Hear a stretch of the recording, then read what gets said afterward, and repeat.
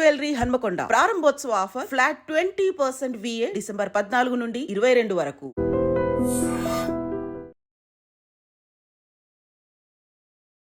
అందరికీ నమస్కారం. నేను Swaroopa Potlapalli. Welcome to iDream. ఇటీవలి కాలంలో హైదరాబాద్ నగరంలో సూసైడ్ చేసుకుంటున్న విద్యార్థుల సంఖ్య పెరిగిపోతోంది. టీచర్ తిట్టారనో, మార్క్స్ సరిగ్గా రాలేదనో, ఫెయిల్ అయ్యారనో, ర్యాంకుల భయంతోనో ఇలా రకరకాల కారణాలతో పిల్లలు చావే శరణ్యం అనుకుంటున్నారు. బతకడమే కష్టమని భావిస్తున్నారు. అసలు 7th క్లాస్ విద్యార్థి హయత్ నగర్లోని నారాయణ స్కూల్ హాస్టల్లో ఉరివేసుకోవడం అనేది అందరినీ భయాందోళనలకు గురి చేస్తోంది. ఇంత చిన్న వయసులో సూసైడ్ చేసుకోవాలనే ఆలోచన ఎలా వచ్చింది, దీనికి గల కారణాలు ఏంటి అనేది చెప్పడానికి లైఫ్ కోచ్ కేవీవి నరసింహారావు గారు నాతో పాటు ఉన్నారు. సార్తో మాట్లాడదాం. సార్ నమస్తే. నమస్తే అమ్మా.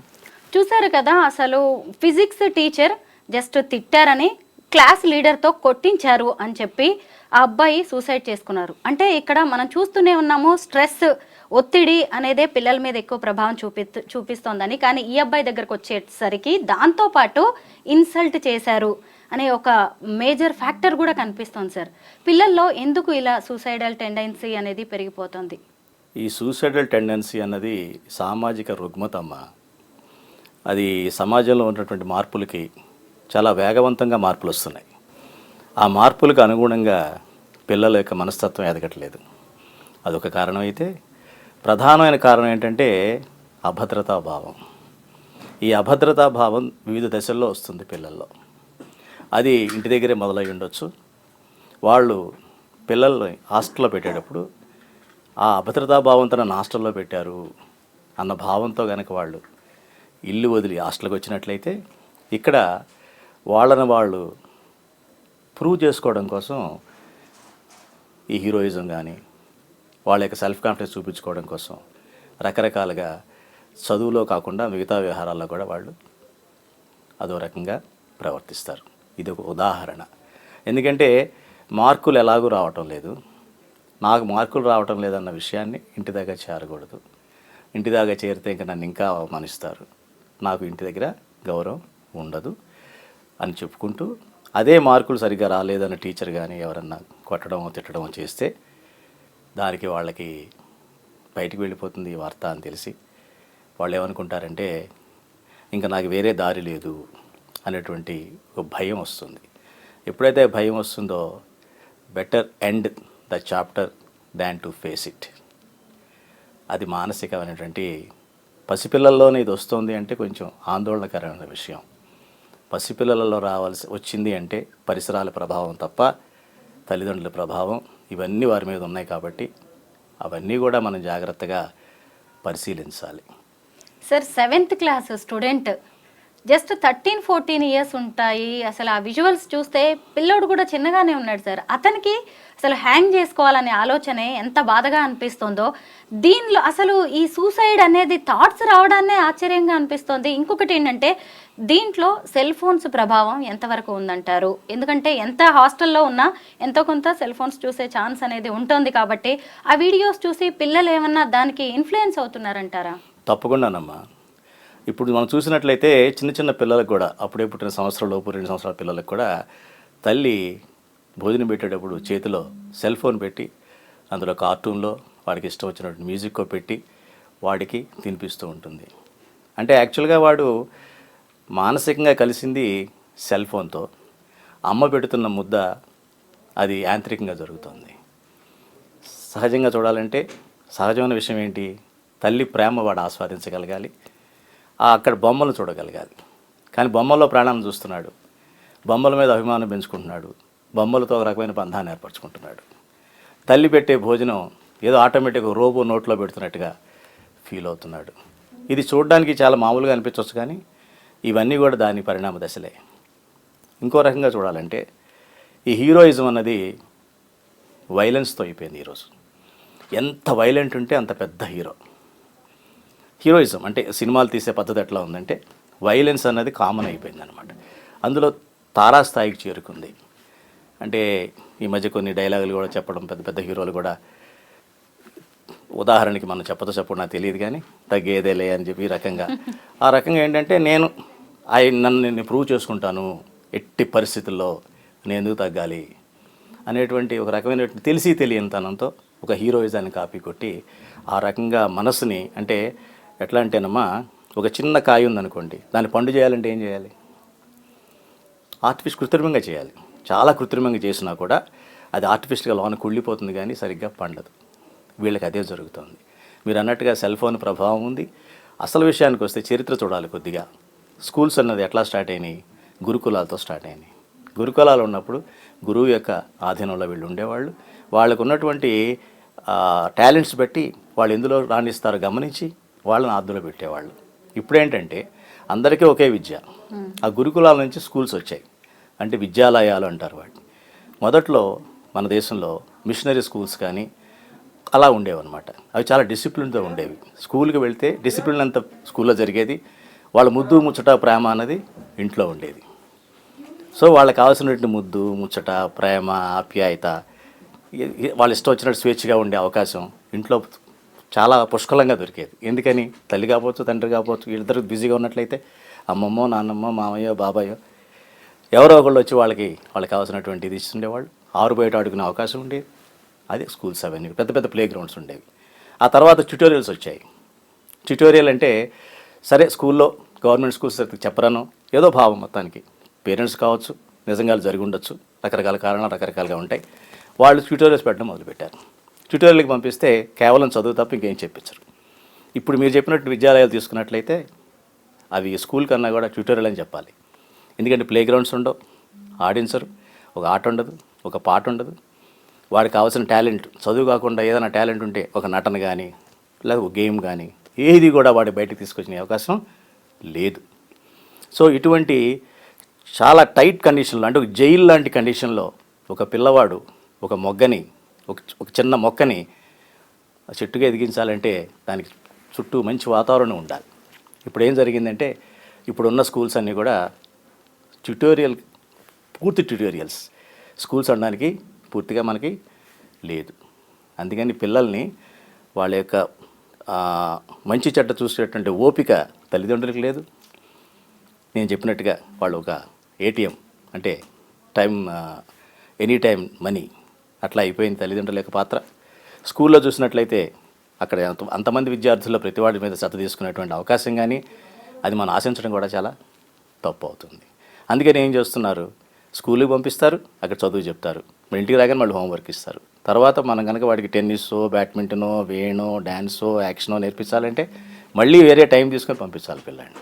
అవకాశం 6వ క్లాస్ నుంచే వాళ్ళు హాస్టల్కి పంపించారంటే పిల్లవాడిని ఓ 10th క్లాస్ తర్వాత పంపించవచ్చు కాస్త కూస్తా, కానీ 6th క్లాస్ నుంచి 5th క్లాస్ నుంచి 3rd క్లాస్ నుంచి కూడా హాస్టల్కి పంపించేస్తే వాళ్ళు ఎక్కడో చోట ఈ రకంగా ఈ వీడియోలో ఉన్నటువంటి దానికి ప్రభావితం అయ్యి పిల్లలు ఎక్కిరిస్తూ ఉంటే ఆ ఎక్కిరించడం భరించలేక అవమానం భరించలేక వాళ్ళు ఇంకేమీ తెలియక ఈ సూసైడ్లు కూడా వార్తలు చాలా ప్రముఖంగా ప్రచురిస్తున్నారు.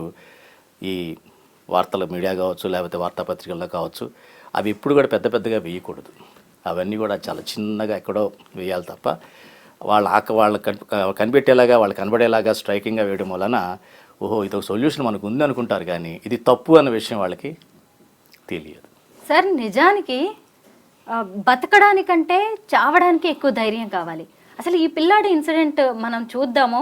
హ్యాంగ్ చేసుకోవడానికి వాడికి ఒక తాడు కావాలి, లేదంటే చున్నీ లాంటిది కావాలి, ఒక కుర్చీ కావాలి, ఎవరు లేకుండా ఉండాలి. అసలు ఆ మెంటల్ స్టేటస్ ఎలా ఉండొచ్చు ఇన్ని చూసుకొని సూసైడ్ చేసుకునే పిల్లలు. అసలు రేపు అనేది బాగుంటుంది ఇది వదిలేస్తే అనేది ఎందుకు పిల్లలకి తెలియట్లేదు? అంటే మనమే జీవిత మాధుర్యాన్ని పిల్లలకి తెలియజెప్పట్లేదా సార్? మనం మీన్స్ కుటుంబం కావచ్చు, సమాజం కావచ్చు. లోపం ఎక్కడుంది, తప్పెక్కడ జరుగుతోంది? మీ ప్రశ్నలోనే సమాధానం ఉంది. ఎందుకంటే మీరు అన్నారు చావడానికి చాలా ధైర్యం కావాలని. చావడానికి ధైర్యం కాదు, అభద్రత భావం ఒకసారి వచ్చి భయం బెంగ వచ్చిన తర్వాత పిరికి వాళ్ళే చేసుకుంటారు ఆత్మహత్య. ధైర్యంగా ఉన్న వాళ్ళు ఎవరు కూడా ఆత్మహత్య చేసుకోరు. ఉదాహరణకి పెయిన్ ఎవరైతే తీసుకోగలుగుతారో వాళ్ళు మాత్రమే హ్యాపీగా ఉండగలుగుతారు. మీ సక్సెస్ఫుల్ పీపుల్ స్టోరీస్ ఏదైనా తీసుకోండి, వాళ్ళ చరిత్ర అంతా కూడా బాధలే ఉంటాయి. మీరు మహాత్మా గాంధీని తీసుకోండి, అబ్దుల్ కలాం తీసుకోండి, ఎవరైనా సరే మీరు తీసుకోండి, బాధలే ఉంటాయి తప్ప వాళ్ళకేమీ హ్యాపీనెస్ ఉండదు. ధైర్యంగా ఉన్న వాళ్ళే బతకగలుగుతారు. మరి ఈ పిల్లవాళ్ళకి ఏం జరుగుతుంది అంటే వాళ్ళకి ధైర్యం చెప్పేవాళ్ళు ఎవరు కూడా లేరు. ధైర్యం చెప్పేవాళ్ళు వాళ్ళకి లేరు. కారణం ఏంటి? వాళ్ళకి కావాల్సినటువంటి మానసిక విద్య లేదు అక్కడ. వాళ్ళకి కావాల్సిన మానసిక విద్య లేదు. ఓన్లీ రాటింగ్ అంటే బట్టి పట్టడము, ఎగ్జామ్స్ రాయడము, మార్కులు చూసుకోవడము, ఇదే పని. కొంతకాలం అయిన తర్వాత నాకు ఇంకా మార్కులు రావు, నాకు చదవడం చేత కావడం లేదు. ఎందుకంటే వీళ్ళు ర్యాంక్స్ డిస్ప్లే చేస్తారు. ఈ క్లాస్లో ముందు 10 మంది వీళ్ళు బాగున్నారు, మిగతా వాళ్ళ గురించి ఎవరు పట్టించుకోరు. మిగతా వాళ్ళంతా ఏం చేయాలి? వాళ్ళని వాళ్ళు ఏ రకంగా ప్రూవ్ చేసుకోవాలి? వాళ్ళు పడిపోతున్నప్పుడు చెయ్యంది ఇచ్చేవాడు ఎవరు అక్కడ? తల్లి లేదు, తండ్రి లేదు. వాళ్ళకి చెప్పినా కూడా ఎగ్జామ్స్ అని నువ్వు ఇంటికి రావద్దు, సెలవులప్పుడే ఇంటికి రా, అంతేగాని ఆకలేస్తానప్పుడు అన్నం తినాలి కానీ నేను పెట్టినప్పుడే తింటానంటే. అలాగే నీకు బాధ కలిగినప్పుడే తల్లిదండ్రులు పక్క నుండి స్వాంతను కూర్చోవాళ్ళు ఎవరైనా ఉండాలి కానీ నువ్వు వచ్చినప్పుడు చూద్దాంలే, అప్పుడు దాకా బాధ లోన పెట్టుకో, ఆ బాధ ఇంటికి వచ్చిన తర్వాత తగ్గిస్తాను 2 నెలల తర్వాత పండగలకి సెలవులకు వచ్చినప్పుడు అంటే కాదు. సో వాళ్ళకి ఏంటంటే ఈ బాధలోనే వాళ్ళకి బెంగ వచ్చినప్పుడు, బాధ వచ్చినప్పుడు, భయం వచ్చినప్పుడు మనం ఎవరైనా సాయం కోసం వెతుకుతూ ఉంటాం. ఆ సాయం లేదు. దురదృష్టవశాత్తు ఈ ఆధ్యాత్మికమైనటువంటి సపోర్ట్ కూడా లేకుండా పోయింది. ఎప్పుడైతే ఆధ్యాత్మిక సపోర్ట్ ఒక భగవంతుడిని తలుచుకోవడం, ఇష్టదేవ ప్రార్థన, లేకపోతే ఒక నామాన్ని, లేకపోతే కొన్ని స్కూల్స్ లో అయితే మరీ దారుణంగా ప్రేయర్ కూడా ఉండట్లేదు సార్. ఎలాగో ప్లే గ్రౌండ్ ఉండదు. పోనీ ఇష్టమైన భగవంతుడి ఒక ఫోటోని ఆ పుస్తకంలో పెట్టుకొని, ఒక ఆంజనేయ స్వామి, ఈ మధ్య చాలామంది ఆంజనేయ స్వామి రకరకాల హిందూస్ అయితే అలా పెట్టుకుంటారు, క్రిస్టియన్స్ అయితే ఏదో యేసుక్రీస్తు అలా పెట్టుకొని అట్లీస్ట్ ఆ టైంలో చూడమ్మా అని చేసి, లేదు అంటే వాళ్ళ అమ్మా నాన్న ఫోటో పెట్టుకొని వాళ్ళని చూసుకో అని నేను చెప్పాలి వాడికి. నీకు బాధ కలిగినప్పుడు ఏదైనా వచ్చినప్పుడు నాకు ఫోన్ చేయి, ఫోన్లు అవైలబుల్ ఉన్నాయి కదా, వీళ్ళు ఇమ్మీడియట్గా అటెండ్ కావాలి అక్కడికి. అంతేగాని వాడిని ముందు వచ్చినప్పుడల్లా నీకు మార్కులు ఎంత వచ్చాయి, ఎందుకు తగ్గాయి, ఎందుకు పెరగట్లేదు, ఫీజు టైంకే కడుతున్నాను కదా, నేను ఫీజు కట్టడానికి ఎంత కష్టపడతాను నీకేం తెలుసు, మా కష్టం నీకు తెలియట్లేదు, వాడికి అది ఏమీ అర్థం కావు. వాడు ప్రస్తుతం అప్పుడు బాధలో ఉన్నాడు. ముందు బాధ తగ్గించి తర్వాత నువ్వు ఏదన్నా మాట్లాడు. వాడికి అర్థం కాని భాష మాట్లాడి ఇంటికి వెళ్తేనేమో వాడు అర్థం చేసుకునేవాళ్ళు లేరు. ఇక్కడ చూస్తే అర్థం చేసుకునే వాళ్ళు ఎట్లాగూ లేరు సరికదా. వాళ్ళలో ఉన్నటువంటి అహం దెబ్బతీసేవాళ్లే తప్ప వాడి అహానికి అహం అంటే ఏంటి, నెగిటివ్గా కాదు, నేను అనే భావన. నేను అంటే నాకు విలువ ఉంది, నేను ఈ భూమి మీద ఉండడానికి విలువ ఉంది, నేను అర్హుణ్ణి, నేను జీవించడానికి అర్హుణ్ణి, వాళ్ళెవరు నా జీవితం తీసుకోవడానికి హక్కు ఉంది, ఇక్కడ నేను బతకడానికన్న ఆ మెసేజ్ వాళ్ళకి వెళ్లకుండా సమాజం చాలా జాగ్రత్త పడుతుంది ఈ సెల్ ఫోన్స్ ద్వారా, విద్యా వ్యవస్థ ద్వారా. అది విద్యా వ్యవస్థ కాదమ్మా, యాక్చువల్గా చెప్పాలంటే అవస్థ. అది అవస్థలు పాలు చేస్తూ, అంటే ఈ జీవితం అంటే అవస్థలేనా అవి? చదువు అంటే కూడా అవస్థేనా? చదవడానికి ఎంత అవస్థ పడుతుంటే మా నాన్న చెప్పినట్టుగా ఆయన ఫీజు కట్టడానికి అంత అవస్థ పడాలేమో. నా వల్ల ఆయన అవస్థ పడుతున్నాడు నాకు అర్థమవుతుంది. ఎవరు? మా నాన్న కానీ మా అమ్మ కానీ కష్టపడుతున్నారు. నేను లేకపోతే అదే, నేను లేకపోతే వాళ్ళు హ్యాపీగా ఉంటారు, వీళ్ళు హ్యాపీగా ఉంటారు. నేను లేకపోతే దేర్ ఇస్ నో ప్రాబ్లం. నేను ఉన్నా లేకపోయినా ఒకటే. ఈ భావన ఎప్పుడైతే పిల్లల్లో వస్తుందో, ఎందుకంటే బాధ, భయం, బెంగలో మనిషి ఎప్పుడు నెగిటివ్గానే ఆలోచిస్తాడు. నెగిటివ్ అంటే ఏంటి? పడిపోతూనే ఉంటాడు వాడు, పైకి వెళ్ళే అవకాశం లేదు. ఆ పడిపోవడం అగాధంలో పడిపోతాడా, కింద నేల మీద పడుతున్నాడా అన్నది మనం చూసుకోవాలి. నేల మీద పడితే మళ్ళీ లేచి మామూలుగా తను నడవగలుగుతాడు, తన ప్రయాణం చేయగలుగుతాడు. ఇప్పుడు అగాధంలో పడిపోతున్నాడు. అగాధం అంటే సూసైడింగ్, డార్క్ కార్నర్లోకి వెళ్ళిపోతాడు. ఈ doesn't want to be seen by anybody, తను ఇంకెవరికి కనబడకూడదు. సార్ నిజంగా అసలు పిల్లలకే కాదు టీచర్స్కి కూడా టార్గెట్ ఉంటుంది. వాళ్ళని పాస్ చేయించడం, ర్యాంకులు తీసుకురావడం, మార్క్స్ తీసుకురావడం, దాంతో వాళ్ళు పిల్లల్ని ప్రెషర్ చేస్తున్నారు. ముఖ్యంగా అసలు పిల్లల మానసిక స్థితి ఎలా ఉంటుంది, వాళ్ళ పర్సనాలిటీని ఎలా డెవలప్ చేయాలి అనే దాని మీద అస్సలు కాన్సన్ట్రేట్ చేయట్లేదు. దాంతోపాటు ఇంకొకటి ఏంటంటే ఈ టీనేజ్ పిల్లల్లో హార్మోన్స్ ఎఫెక్ట్ అనేది చాలా ఉంటుంది, దాన్ని అస్సలు కన్సిడర్ చేయట్లేదు. ఇక ముందైనా ఇలాంటి ఘటనలు జరగకుండా విద్యా వ్యవస్థలో ఎలాంటి మార్పులు వస్తే మంచిదంటారు? ఈ విద్యా వ్యవస్థ అన్నది సెపరేట్గా చూడకూడదమ్మా. విద్య అన్నది ఒక మనిషి జీవితంలో భాగంగా ఉండాలి తప్ప విద్య కోసం మనుషులు అనేది ఉండకూడదు. స్కూల్స్ ఉన్నాయి కాబట్టి పిల్లవాడిని చదివించాలి, అది కాదు. పిల్లలకి మనకి జీవితంలో ఒక విద్యాలయం అవసరము, ఇది అవసరం అని అనుకున్నవాడే విద్యాలయం మెట్లు ఎక్కగలగాలి. ఇప్పుడు అలా లేదు. ఇప్పుడు ఎట్లా ఉందంటే, నీకు ఎట్లాగైతే భోజనం చేస్తావో చేయవో నాకు అనవసరం, నువ్వు స్కూల్కి మటుకు వెళ్ళాల్సిందే. మనం ఇంత శీతాకాలంలో కూడా పొద్దున్న 7 గంటలకి ఇంట్లోంచి మొట్టమొదటిగా బయటికి వెళ్ళేవాళ్ళు ఎవరు? ఒక కుటుంబంలో మొట్టమొదటి వ్యక్తి బయట అడుగు పెట్టేది ఎవరు? ఎల్కేజీ, యూకేజీ పిల్లలు చలికోట్లు వేసుకుంటూ వాడు వ్యాన్ ఎక్కి కునుకుపాట్లు పడుతూ ఎక్కుతున్నాడు వాడిని ఎక్కించేసి ఇక్కడ తల్లిదండ్రి మళ్ళీ పడుకుంటారు. నిజమే. ఇదా విద్యాలయం? చెప్పండి, ఏం జరుగుతోంది? మనం మొక్కల్ని మనం నాజుగ్గా పెంచాల్సిన మొక్కల్ని ఎంత మొరటుగా చూస్తున్నాం. మరి ఈ మొరటదనంతో ఆ నాజుకు మొక్కలు మంచి ఫలితాలు ఇస్తాయా? మంచి నాగరికుడిని మనం ఎక్స్పెక్ట్ చేయొచ్చా? మంచి సిటిజన్ ఎక్స్పెక్ట్ చేయొచ్చా మనకు దేశానికి? చేయలేం. కాబట్టి విద్యా వ్యవస్థను ఎక్కడైతే భ్రష్టు పట్టిస్తారో అక్కడ నవ సమాజం, సమ సమాజం, మంచి హ్యాపీ సమాజం, ఆనందమైన సమాజం మనం ఊహించలేము. చాలా కష్టం. ఇది చెప్పడానికి నాకు బాధగానే ఉందమ్మా. ఎందుకంటే విద్యాలయాల్లో ఆడుకోవడానికి ప్లేస్ లేదు, వాళ్ళ టాలెంట్ గుర్తుపెట్టి అది చెప్పడానికి లేదు, దానికి ఎక్స్ట్రా పే చేసి మళ్ళీ ఎక్స్ట్రా అవర్స్ వాళ్ళు పెట్టాలి. ఇవన్నీ కూడా మనం ఆలోచించవలసిన విషయాలు. ఎందుకంటే ఇవాళ ఒక చదువు ఒకటే కాదు కదా, కెరీర్లో మీరున్నారు, జర్నలిజం చేశారు, కొంతమంది వీళ్ళు ఉన్నారు టెక్నీషియన్స్, వీళ్ళందరూ కూడా they have got their own way of doing. They are very happy with that. You are very happy with that. Is it not? So నేను చేస్తున్న దానివల్ల నేను హ్యాపీ పొందే విధానం వాళ్ళకి చెప్పాలి, కానీ ఏదో అందరూ చదువు వలన ఇదవుతారు అన్న విషయం కాదు. బేసిక్ ఎడ్యుకేషను అందరికీ ఇచ్చే కార్యక్రమం వాళ్ళ ఓన్ షెడ్యూల్లో ఇవ్వగలగాలి. వాళ్ళ పల్లెటూరు నుంచి కూడా పిల్లల్ని హాస్టల్ కోసం సిటీకి పంపిస్తున్నారు. పల్లెటూళ్ళలో పెరిగిన వాతావరణం ఏంటి, సిటీలో హాస్టల్ వాతావరణం ఏంటి, ఎంత దూరం ఉంటుంది, ఎంత ఇది ఉంటుందమ్మా. మనం 10 సంవత్సరాల బట్టి ఒక ఇంట్లో ఉంటే ఇల్లు మారాలంటేనే ఇబ్బంది పడతాం. నాకు ఈ లొకాలిటీ అలవాటు అయిపోయిందండి, వేరే లొకాలిటీకి వెళ్ళలేమంటాం. అవునా కదా? పెద్దవాళ్ళవి కూడా. మరి చిన్న పిల్లవాడిని, అవునా, ఇప్పుడు ఏదన్నా మొక్కని పెద్ద మొక్క పీకామనుకోండి, ఇక్కడ ఏదో రోడ్డు వెడల్పు చేస్తున్నప్పుడు ఏం చేస్తాం, ట్రీస్ అన్నీ తీసి మళ్ళీ ఇంప్లాంట్ చేస్తున్నారు. ఈ మధ్య చెట్టు తీసేసి అలాగే అలా మట్టి కూడా తీసి ఎక్కడో వేసి చేస్తున్నారు.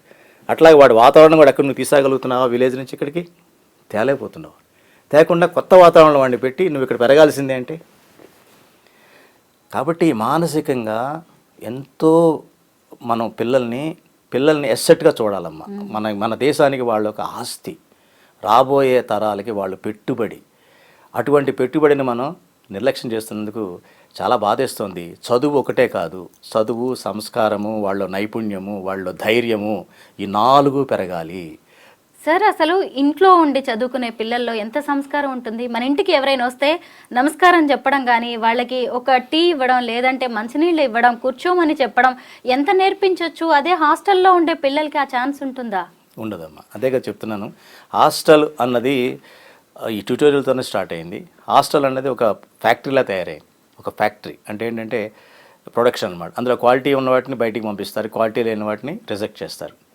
ఎనీ ఫ్యాక్టరీ, మీరు ఏ ఫ్యాక్టరీ తీసుకున్నా, మ్యానుఫ్యాక్చరింగ్ ఇండస్ట్రీ తీసుకుంటే క్వాలిటీ కంట్రోల్ డిపార్ట్మెంట్ ఉంటుంది. అది ఎక్స్పోర్ట్ క్వాలిటీ అయితేనేమో దానిసారి క్వాలిటీ 100% చూసి పంపిస్తారు. కొన్ని లోకల్ మార్కెట్ అయితే కొన్ని చూస్తారు, మరీ పనికిరాని దే విల్ డిస్పోజ్ ఇట్. ఆ రకంగా ఒక ఫ్యాక్టరీలా తయారైనాయి విద్యాలయాలు. ఎందుకు అంటే మీరు అన్నట్టు టీచర్లకు టార్గెట్లు ఉన్నాయి, వాళ్ళు ఇన్ఫ్రాస్ట్రక్చర్ పెట్టారు విద్యాలయాలు కట్టిన వాళ్ళు. అలాగే డిమాండ్ కూడా ఉంది. ఇవాళ పర్సంటేజ్ ఆఫ్ పాస్ కూడా పెరిగింది. ఎలా పెరిగిందో తెలియదు, కానీ 10th క్లాస్లో 98% అంత పాస్ అయిపోతున్నారు. సో దాని తగ్గట్టుగా ఇంటర్మీడియట్ కాలేజీలన్నీ నిండిపోతున్నాయి. అది కూడా 98% పాస్ అయిపోతున్నారు. దానికి తగ్గట్టు ఇంజనీరింగ్ కాలేజీలు నిండిపోతున్నాయి. అక్కడ వరకు వీళ్ళ యొక్క కౌన్సిలింగ్ ఎక్కడా జరగట్లేదు. అది ప్రాబ్లం. తెలిసో తెలియకో తల్లిదండ్రులే పిల్లల్ని బలిపీఠం ఎక్కిస్తున్నారు. ఈ మాట చెప్పడం కూడా నిజంగా నాకైతే బాధేస్తుంది. మాలాగా మా పిల్లలు ఉండకూడదు, వాళ్ళకి ఉజ్వల భవిష్యత్తు ఉండాలనే ప్రేమతోనే ఇదంతా చేస్తున్నారు. బట్ అన్ని స్కూల్స్తోనే సాధ్యం కాదు. మీ పిల్లల్ని మీ దగ్గర ఉంచుకోండి, మీ అడుగు జాడల్లో మీ ప్రతిబింబాలుగా వాళ్ళని తీర్చిదిద్దేలాగా చూసుకోండి. Thank you sir.